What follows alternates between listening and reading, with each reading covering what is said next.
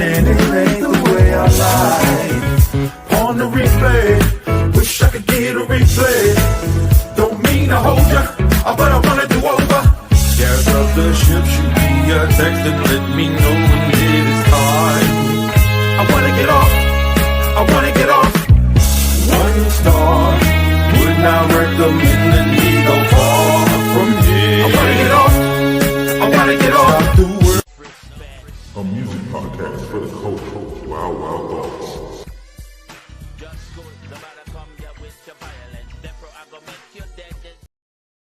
What's up, my people? We are back with another episode of Wild Wild Thoughts. It's been a busy couple of months, y'all. I know we usually been really good with our consistency, but it's been kind of crazy. So we back. We back in the thick of things. Man, it's a whole lot to talk about. You know, last few weeks. How you been, Reed? The last few weeks, you know, what you been doing with your so-called time off? Yeah, time off. I heard of that, but I've never seen it before. I'm just, you know what I'm saying, grinding, man. I'm glad that tax season wrapped up and that's all behind me now, because that took a major slice out of my time. We've been gigging, you know what I'm saying, and getting prepared for this another album project I'm going to be working on in a couple of weeks. So I'm getting the studio all ready for that. So busy nice. work, man.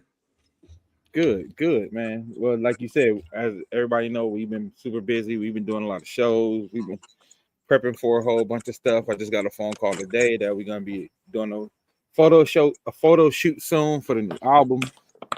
So, you know, things are happening, things are in the mix, but you know we got to get back to Wild Thoughts, man.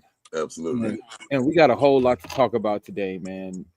You know, it's crazy because I be trying not to talk about Trump. I really do. Like, you know, because I feel like you can kind of get Trump fatigue. Yeah. This nigga, he just so wild. You don't have a chance. Like, you don't have a choice. Right. I think that's the design, though, man, because every time something weird happens these days, I start looking at the subtext and, like, seeing what legislation the Congress is trying to push through or some other stuff is going on, because I think he does a lot of that stuff to distract, and it works. He'll say something crazy as hell, and everybody responds to it, like opening Alcatraz is the current thing. And I'm like, okay, yeah. So what's going on behind the curtain? Because that can't be the soup of the day, you know. So yeah, it's the chaos. His chaos theory is a strategy. Yeah, man. So speaking of chaos theory and his strategy, Trump has been deportation happy, but there's been a lot of things in the news, right? And this is the thing, like you said, V-Ray, like his strategy to flood the zone, what he calls it, just to have a whole bunch of stuff for, like, so the news cycle can't even keep up and catch on. Yeah, we are already to 2 or 3 new subjects this week, but just what was it, Sunday? I think it was just Sunday. You know, a lot of people were up in arms about him. They asked him if he think it's his job to uphold the Constitution, and he said, I don't know. In regards to people having due process, he was like, do you think everybody should have due process, legal or illegal, because the Constitution says that? He's like, I don't know. Yeah. I think the most basic part of being president is to uphold the Constitution. And what's interesting to me is, because I'm not surprised by Trump saying that, right? Like, when he does stuff like that or says stuff, it doesn't surprise me. Like, when people get up in arms, what surprises me is, you know how staunch constitutionalists Republicans are, and right. You know how they, like, base supposedly everything they do on everything. Oh no, we back, Shannon. I know I was a little late. I had to go renew my Costco card, and they was crowded as hell, man. I was over there adulting at a high level today. Upholding the Constitution is the most important. Hey, Steph, first and foremost, that the president, exactly. And the first thing is, like, we're literally holding lawyers, Supreme Court justices, everybody else to a lower standard than we hold the president of the United States to. And I was waiting to see the Republicans' hair on fire for a president saying he don't know if he's supposed to uphold the Constitution. And I didn't. I just didn't. And I was like, hold on, man. There got to be some Republicans left with some kind of balls that will come push back against this. And I think maybe 2 Republicans came out and was like, "No, that's not right. We need to like uphold the Constitution no matter what." Right. Yeah, I saw that. I was gonna say they kind of chip away here and there, because there have been some that spoke out over other stuff as well. But you're right. It's like 1 or 2 or 3 maybe, and that's pretty much it. And they may speak out on that one particular issue, but they don't break from the pack overall. And this is the question I ask, so because when it comes to like partisan politics, some stuff you'd be like, I'll get upset about, or some stuff you'd be like, that's crazy. Yeah. But the question to ask is like, what would have been a response if Barack Obama said, I don't know if I'm supposed to hold up the Constitution, or I don't know if I agree with this part of the Constitution. Right. Democrats and Republicans wearing a brown suit. Yeah. Yeah, like they went crazy when he wore a tan suit. You would thought he was a terrorist. Right. So imagine him saying as president, I don't know if I'm supposed to hold up the Constitution. And none of the Democrats come out and say nothing. Yeah. That's like we are really wrapped up in a cult of personality right now in regards to like Donald Trump being able to do, say, and get away with anything. And I just don't know. And tell me if you have any thoughts. I don't know how the country recovers after this. How does the country, because like after this, China is on TV talking shit about America. That ain't never happened. Yeah. Canada on TV talking shit. You know what I'm saying? It's like people who were supposedly scared of America, or where America is viewed as this superpower, are not viewed as a superpower no more. So like, regardless of what happens, what happens during Trump, my question is, what happens after Trump? How does America recover after Trump? Because our allies ain't rocking with us. Our southern and northern borders, Canada and Mexico ain't rocking with us. He throwing trade wars on people that's supposed to be his allies. Like, what is it gonna look like after? And will America be able to recover and restabilize again? Because I feel like he's gonna be like the cause of a lot of destabilization in the next 3 years. Mind you, we only 100 some days in. Right. No, you're right, man. I don't think. Well, I was about to say I don't think he's going to survive. The Republicans are going to survive this administration as far as the next presidential election, but they may, because they're manipulating the voting rights so much that they're thinning the herd as far as Democratic voters. So if that happens, I think the Democrats, if they have show some strong leadership from the president down, I don't count on Congress or the Senate, but if the president if they get a president that shows some stern leadership and rights the ship, I think it could give the impression that America is back from the loony bin. You know what I mean? But if another Republican president takes the seat, J.D. Vance, God forbid, or whoever else, I think what we're seeing is the low-key white supremacist surge from the 70s and 80s, when they stop wearing the hood so much and start rocking suits and working their way through Congress. Right. We're at that point now where they're making national legislation and running for president. So if another president gets into play, I think they'll just keep the status quo of what Donald Trump has established. As maybe they would make some repairs as far as trade, but as far as race dealings and the civil rights and education in the school systems and colleges and stuff, I think they'll keep that or make it worse. Internationally, if we don't get a Democratic president, and I think that black eye is here to stay. This is the new normal for international relations, trade relations, and stuff like that. More countries got big weapons now too. You know what I'm saying? Like what's the name? Who's scrapping? India, and they're firing at each other, and they both have nuclear weapons, and they're like, who's going to tell them no if they decide to really set it off and shit? You know what I'm saying? So the whole governance is way different now, in my opinion. And so that's what I was asking. Even if we get a Democratic president next, do you think it's like forever going to be different? Like, do you think he's gonna have more presidents wilding out like him and just governing through executive order, or do you think somebody's gonna? Because the Democrats, the Dems, they don't have balls, so I could see them not having the balls to, governed through executive order. So, well, I think some credibility could be reestablished if a lot of these policies that are executive order and not even laws really get rolled back. The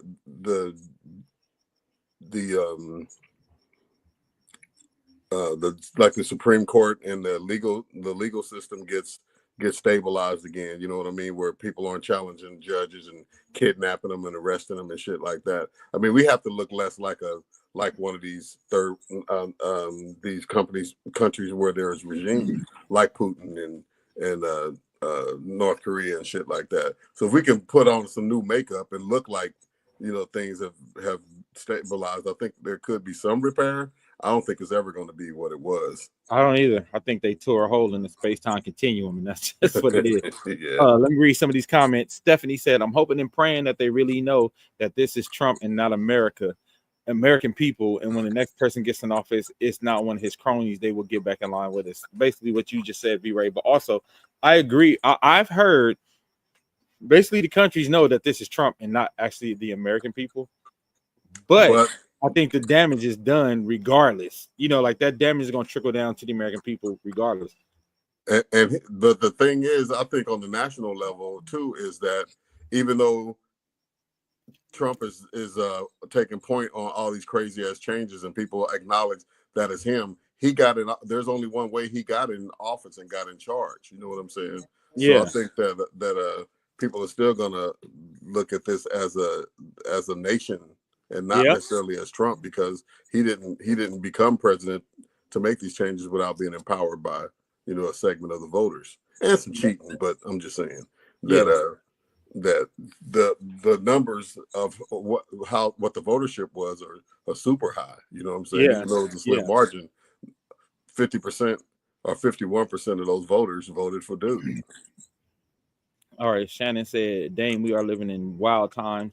I heard an ad on the radio at least twice today from the Department of Homeland Security applauding Trump for deporting A3 illegals and having the lowest illegal interest rate in years.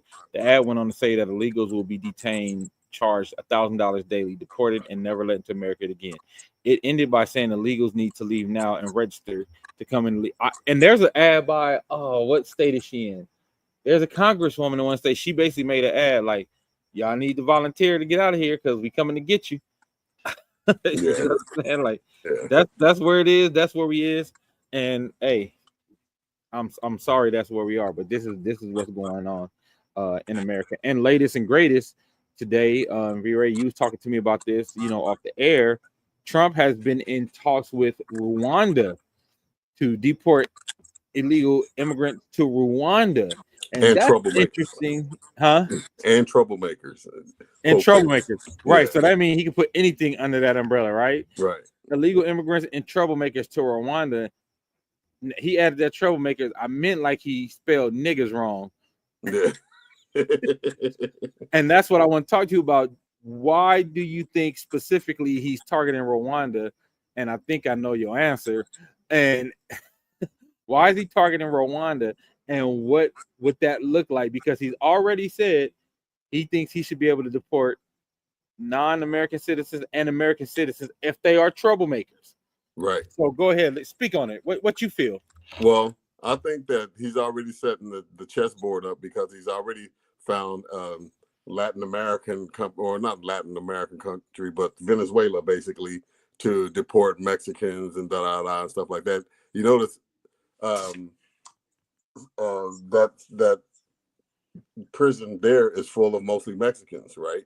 So I think they're getting a black location for the black people to put them in like their motherland, or at least around their own people, and that, I think that's the motivation for it. Rwanda has been known for corruption like from way back and shit, so that's already a playing field for them to go in and move some money around, and, you know what I'm saying, get the right people to agree to that shit and make it happen. And then they're going to start disappearing black people, right?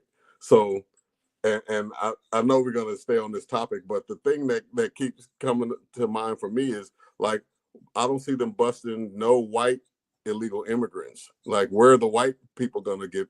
Are they going to Venezuela? Are they going to Rwanda? Are they just going home and go to sleep and shit. Like, you know what I'm Yeah. saying? They don't seem to be bothering anybody but the black and brown and non-white targets.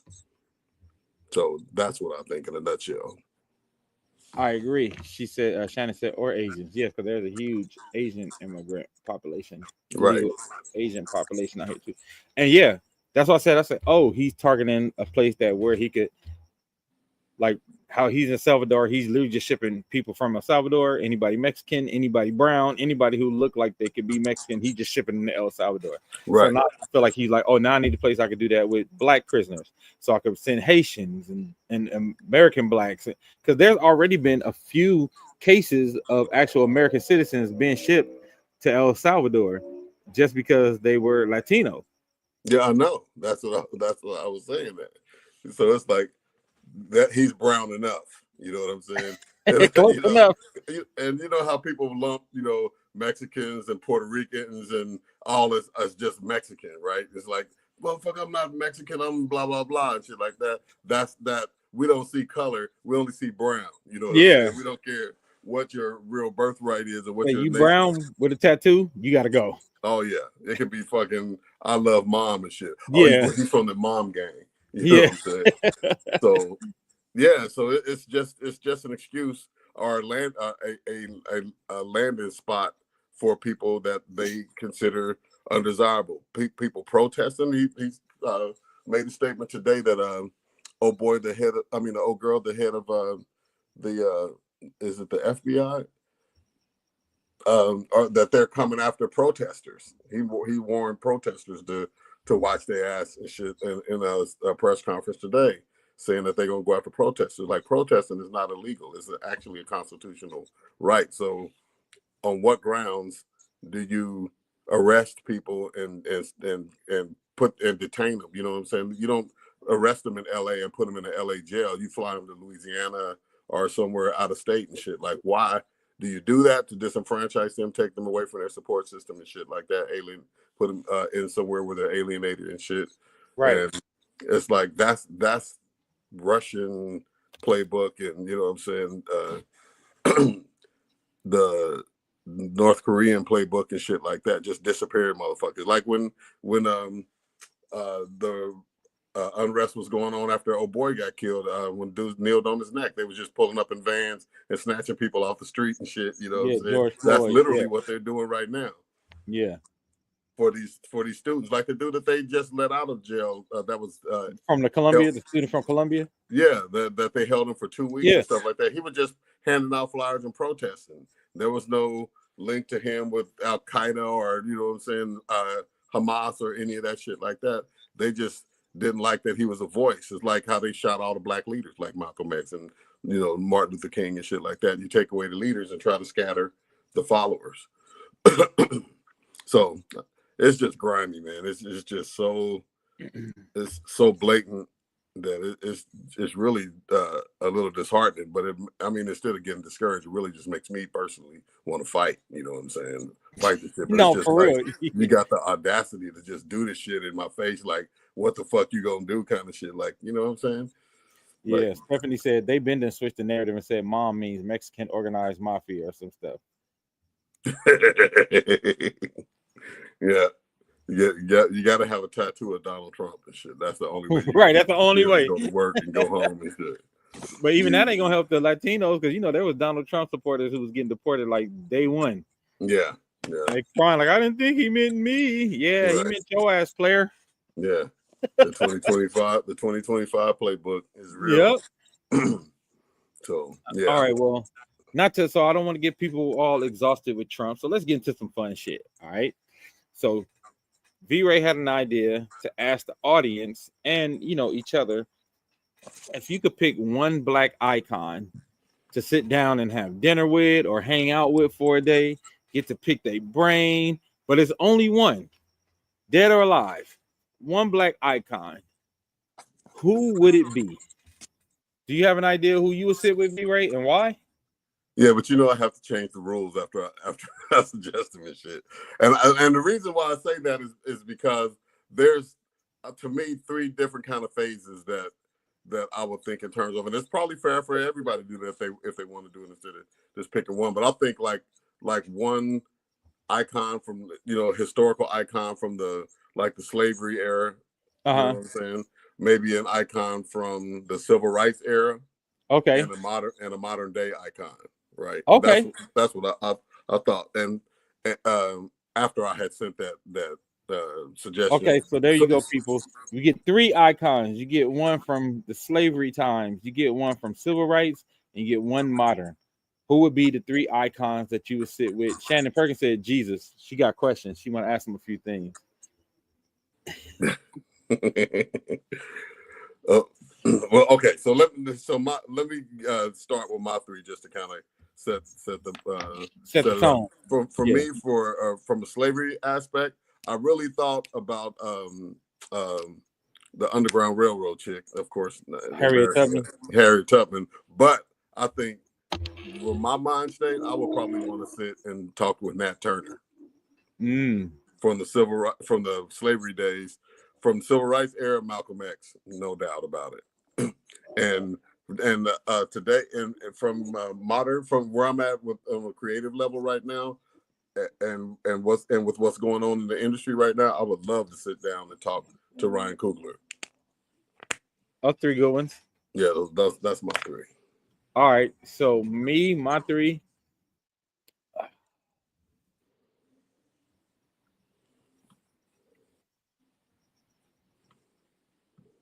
Shannon said, V-Ray, we are sharing the same brain. All right, so from slavery times, I would probably do John Brown. Yeah. A white man who put his life on the line to try to help abolitionists. I know for sure from civil rights era, James Baldwin. I want to sit down and have a cup of coffee with James damn Baldwin. I just would like to talk to him. I don't even think you have to pick his brain. I think you could just start a conversation. And he's going to be dropping nuggets. Right. He's one of my favorite civil rights activists, one of my favorite writers, my favorite poets, one of my favorite orators. Just hearing that dude speak. I don't know if y'all ever saw the debate with James Baldwin, and I think it was McKinley. If you get a chance, watch it. It's really good. And it's basically talking about the plight of Black people in America. And he's debating a white man on basically like, is it real? I mean, shit we still talk about today, basically, right? Right, exactly. Is what Black people going through real. And when I talk about the way he laid it out and just the tone of voice, the way he dropped it, his syncopation when he talked, so eloquent, man. So James Baldwin. And let me just on the James Baldwin tip. One of my favorite times up that I saw him speak was actually on, of all things, the Merv Griffin show. Have you seen that clip? Yeah, I saw that clip too. Man, that was so. I love that to my toes, man. Just to hear him break it down about, you tell me that you know that there's this utopic treatment of Black people, but where is that shit? I don't, it's not where I live. You tell me the schools are equal, and the kids in my school got the old books and blah blah. So I thought that was really dope. That's one of my favorite James Baldwin. Yeah. Sorry to cut you off. From today, creatively today, who would I sit down with? That's a tough one. I mean, it don't have to be creative. I'll just say that just because Ryan's blowing up right now. Right. You know what I'm saying? But I got some honorable mentions that. You know what? I would talk to Kobe Bryant. Yeah. I would talk to Kobe Bryant. Kobe, just because of his drive, his mentality, his basically like he found a way. Just from what I hear of him speaking to other people, he basically found a way to bottle up his philosophy and pass it around to people. Yeah. And I think that's super huge. And I think that's something very like, a lot of people can't do that. A lot of people can't, like, they can do it for themselves, but to do it for themselves and help other people, like, oh no, this is my mentality, this is how I do it, this and be able to incorporate it. I think that's kind of amazing. So that'll be my 3. John Brown, James Baldwin, and Kobe Bryant. All right, Stephanie got a good one. She said Uncle Tom, James Baldwin, W.E.B. Du Bois, and Billie Holiday. Not one in anyone in modern time yet that I would like to sit with. That's dope. Harriet Tubman, Stokely Carmichael, Kendrick Lamar. Nigga, I saw Stokely. I was that nigga from Mint Condition. That's a good one though, Shannon. Yeah, that's a good one.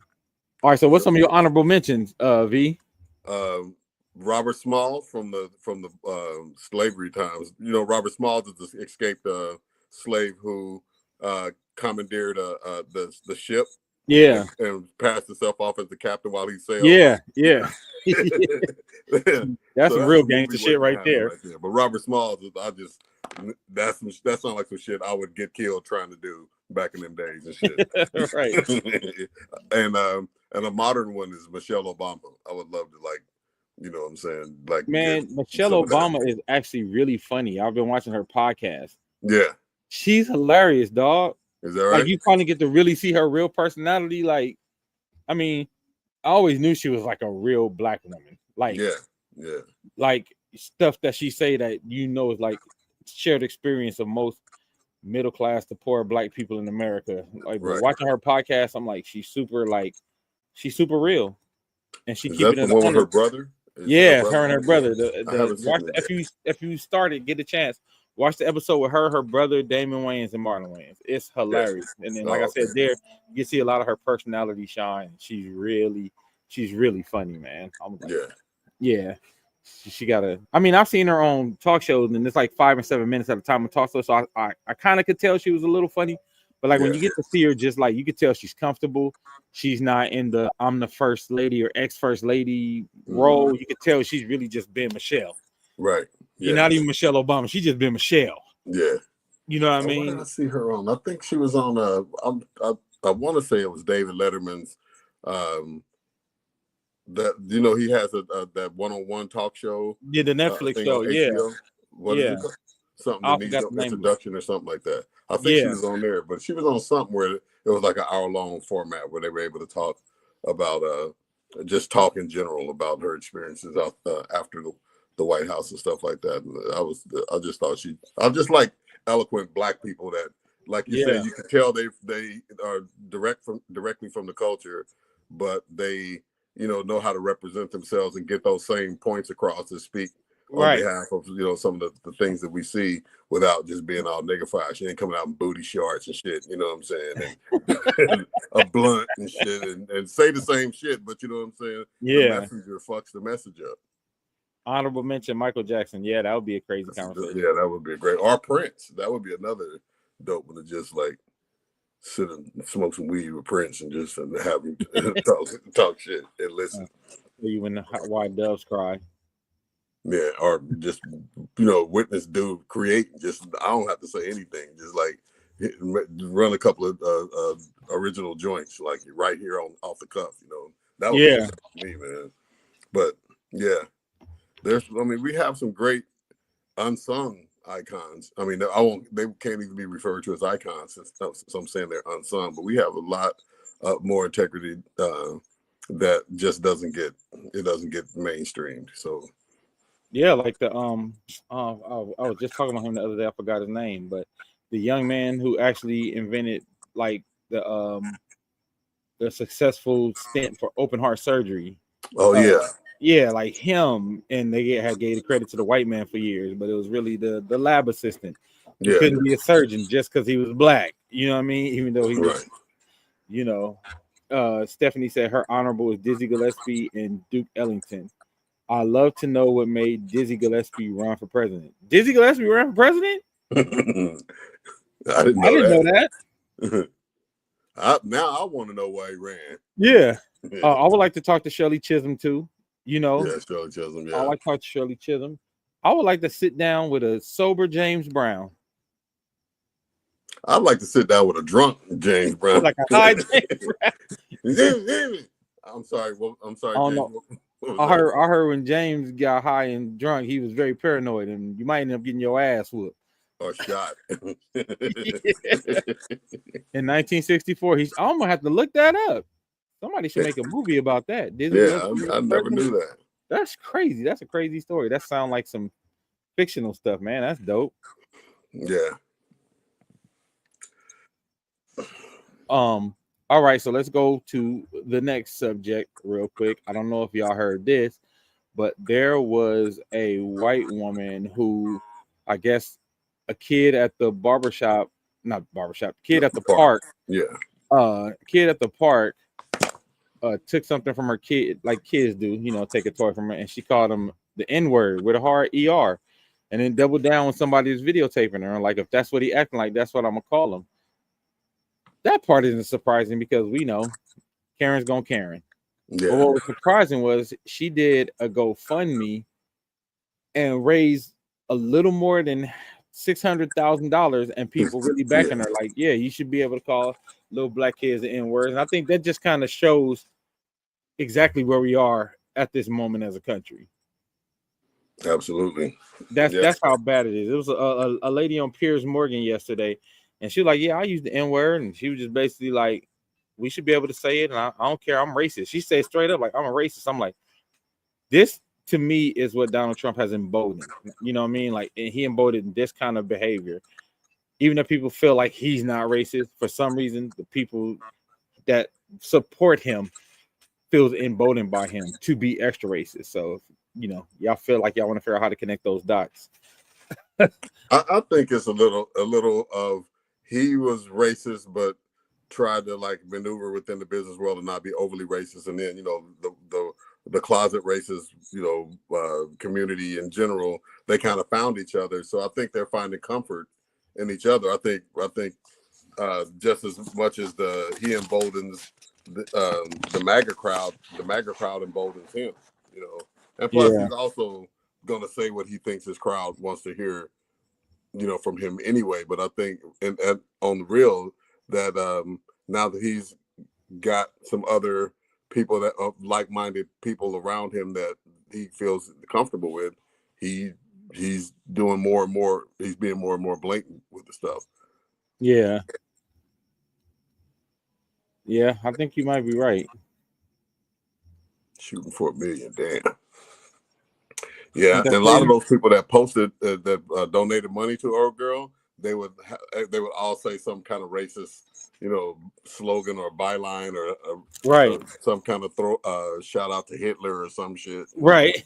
Right. Like, so it's not in the closet at all. Yeah, it's not in the shadows at all anymore. Shannon said people better be careful. We are moving in times where it's eye for an eye. Look at the black father who killed the police officer for killing his son. I didn't see that. Yeah, but I don't disagree with that. Now, what happened? I don't know what the circumstances were when his son got killed, but the next day, the father was in a vehicle and he ran over dude. So no, and then they arrested him. I guess that was his arraignment or something where they were he was coming out of court and was walking by all the officers lined up that were, I guess, in attendance or in the hallway or whatever. And he was like, I don't give a fuck, you know what I'm saying? You could tell that the expression wasn't remorse. Yeah. What I don't understand is where the hell is she relocating to? Somewhere just probably a better neighborhood that she can get $1 million house. She'll be in Nebraska or North Dakota or one of those states that or Missouri or Texas. Yeah, where they want to secede from the union anyway and become their own independent country and kind of mentality. That's where that person would be embraced, just like those cops that do racist shit and then they go somewhere else and get on the police force, get a job, out of town and shit. It's like there's safety nets and soft landings for people like that. Sadly, and don't give a shit about the story being nationally known. That's really what promotes this shit. Like the chick went viral for calling the baby a nigga, and she didn't start the GoFundMe or whatever that site is where they're raising the money. That somebody else started it for her. I think the chick that was on Piers Morgan, if I'm not mistaken, some lady saw the article and started the fundraiser saying she's gonna need to relocate and stuff after this, starts getting leftist blah blah blah and all this shit like that, and that's where it kicked off at. So somebody saw that and said, "Damn, we need to help her." Yeah, exactly. That's the Of crazy all the part. opinions, all the reactions, that was the one. And then people have rallied around to get over $700,000 raised. Like, bruh. Crazy. And they out there in droves. They got to be for that kind of money. It's like, who are these people? They might be your neighbor, somebody that's Yeah. smiling at your ass every day. That's like, who the fuck was buying Milli Vanilli albums and shit? You know what I'm saying? Nobody would come out and say it, but they was going platinum like a motherfucking shit. So somebody's donating this money somewhere, like, you know. So, and it ain't always the overt racist, I'm sure. People that can hide behind their computers and shit like that and have a handle or a name that don't have and a profile that don't have no picture to it, so they can be anonymous and spew their shit. Yeah. Them, that's probably more of them than there are overt racist any fucking way. So you never know. Yeah. Stephanie said, speaking of Piers Morgan, what was this beef between him and Kanye, other than the fact that Kanye told everybody he was gay? Kanye told everybody that Kanye was gay, or Kanye told everybody that Piers Morgan was gay? Which one is it, Stephanie? I can't keep up with Kanye and his antics. He's just as bad as Donald Trump. And his is literally just for attention. Yeah. He's slowly turning into Orlando Brown. I think that nigga crashing out. Yeah. It's crazier when you got enough money to like keep, you know, the authorities and people at arm's length while you doing all this crazy shit. You know, if he was poor, they would have been through the net over that nigga and took him somewhere and shit. You know what I'm saying? This nigga's rich. He can say crazy shit, make his wife go naked to an award show and shit like that, and tip heavily and just go home and go to bed and shit. But I'm curious to the answer to that question. Kanye said himself that he himself is gay. That was explain a few things. Kanye said Kanye came out as gay, basically. I guess so. Wow, it's crazy because I didn't even know it. This is how much news is happening. Because that would have been like front page news, and I haven't heard nothing about that. Yeah, I ain't either. Oh man, there's so much politically incorrect shit to respond to that with. Like, wow. So he got off Kim Kardashian and said, "You know what I want? I like men." Yeah. You know what I'm saying? Like, you're super gay if that happened. Damn, that's deep. I didn't know that. Wow, yeah, I didn't hear that. Now I'm gonna have to go Google the whole tea and fuck my browsing history and shit. Right, because all your shit gonna be popping up. Yeah. Are you bi-curious? Emails and fucking pop-up posts and shit. Like, how the fuck this get on my stream? Oh yeah. Yeah, I looked up Kanye gay, and now yeah, exactly. Then I got advertisement. Googling pit bulls, advertisements is popping up. fast cars and shit. You know what I'm saying? Muscle cars, and pit bulls, and dead bodies and shit that like change the trajectory. Right. You got to change. I gotta fix my whole algorithm. Exactly. Finally, last but not least, the Diddy trial started today. Did they start the jury selection? They started jury selection, and it looked like they're having a hard time finding impartial jurors. So, you know, that's gonna get interesting. Hold on. Kanye said now that he is gay, he can say the word, the F. Hey, why is that the first thing you want? Like, I'm gay, so now I can say this, bro.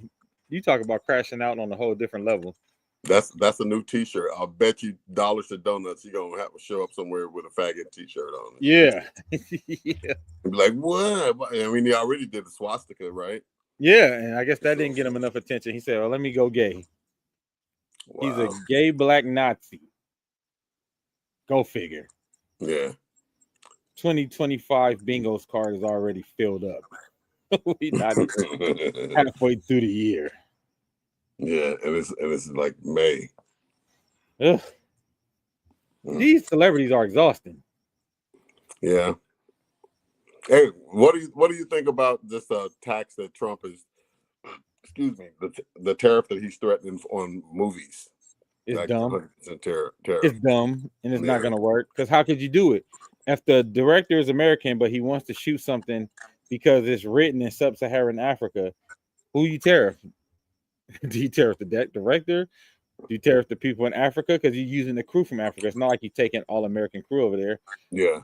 Like, how do you tariff like the movie when it's distributed? Like, oh, it was recorded in Africa, even though it was a American director. Like, it doesn't, like, how does it work? Yeah. Yeah. I thought he meant he would target the movie studio that, you know, the home studio that to I mean, produce. so even that, like, so you're gonna try to draw the movie business totally out? You know what I mean? It's intellectual property. There's no way he can tear into that. Yeah, like, I just like he don't know. Like, I think somebody taught him the word tariff. He really likes it, and he just is using it for everything. Yeah. It's like Frank's hot sauce. He put that shit on everything. Yeah. He's just Yeah. like tariff. He does seem like he got a word of the day, thesaurus. Yeah. He said it though. Tariff. I like the word tariff. He said it. He said, I like the word. Yeah. Do you like the definition though? Because it seems you don't understand it. Yeah, yeah. Especially the world market that you're trying to apply it in, and the ripples that are happening with that. Yeah. And he was. Did you see that clip where he was in the meeting with the press meeting with Canada's new prime minister or president or whatever their head dude is called. You know how they have the seats side by side and the press right off camera and shit. And so somebody asked something about Canada, and he's like, well, see, we really don't do that much business with Canada. Like, you know, we want to be friends with them, but you know what I'm saying? Like, if we lose their business, it's no big deal or some shit like that.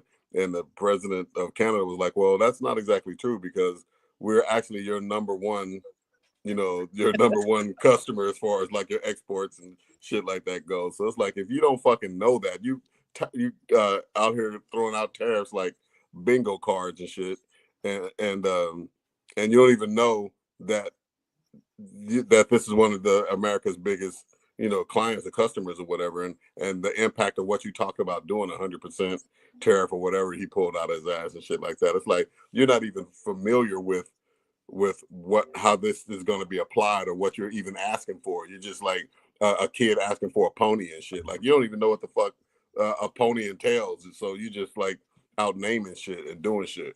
Yeah, so man. I thought that was very telling about his awareness of what the fuck is going on, and him lying about, you know, he's in talks with China, and China like, we ain't heard from that nigga. We ain't calling him. You know what I'm saying? Why the fuck would we call?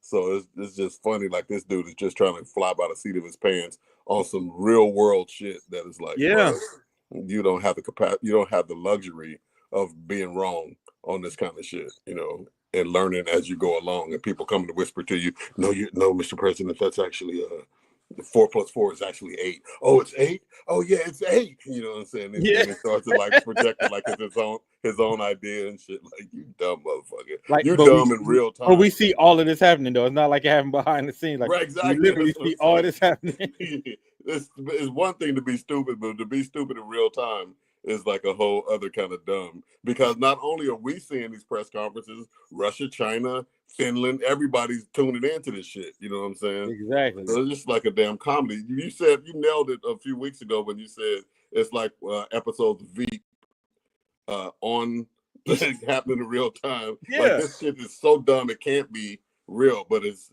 everyday real shit. Yeah. Fucking terrible. Stephanie said, funny thing is that all his people that he's trying to impress that have these multi-million-dollar businesses overseas is going to tear into his ass something serious as soon as it start hitting the pockets. That's why Musk got out of Dodge. Oh yeah. Like, once he started hitting his oligarchs, his millionaires who gave him all that money, he's going to be reversing a whole bunch of stuff. He's already reversing a whole bunch. He's doing it daily and shit. He come out and say something 2 days later. Like, he acting like a tough guy and coming back like, I didn't mean it. Yeah. Like, you should look up this this episode of what's her name, the chick that's on MSNBC with the glasses, the round glasses, damn, Rachel Maddow. Oh, Rachel Maddow. She has this one thing that she did called Oops. Have you seen that? Nuh-uh. She just goes down the line for the first 100 days of all the things that he announced, these executive orders that he had to turn around, like the next day or within 48 hours and shit, and take it back or change it and shit like that. It's just a whole bunch of things. Every time she explains something, she ends the piece with "oops," and it goes into the explanation of why it had to be reversed.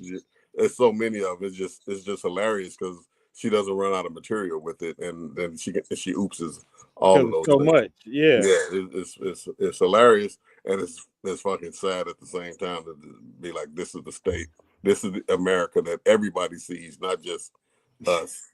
Yeah, and not just for the people that didn't vote for him that laugh at his ass over that shit. It's laughable, but it's our nation. This is how we're represented globally. Yeah. Right?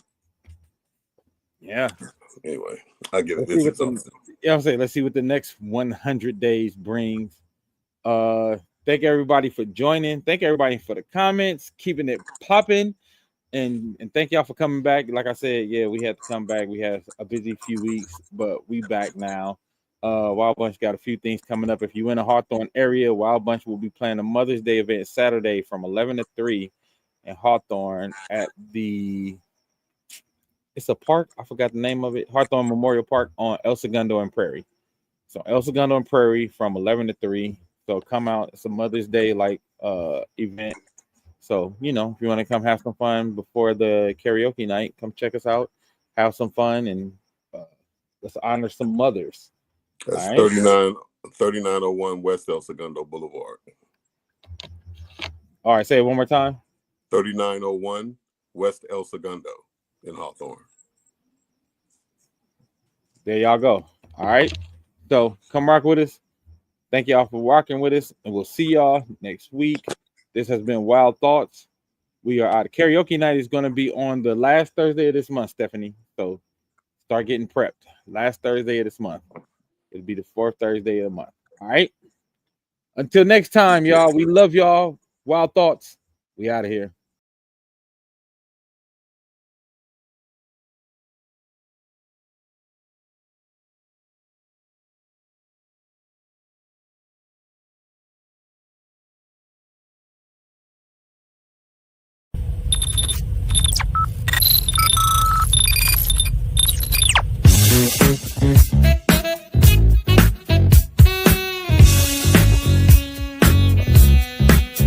Stop the world, let me off. I don't like this destination.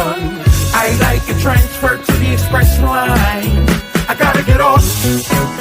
Electric slide to the devil doors of life. Things are changing and it ain't the way I like. On the replay, wish I could get a replay.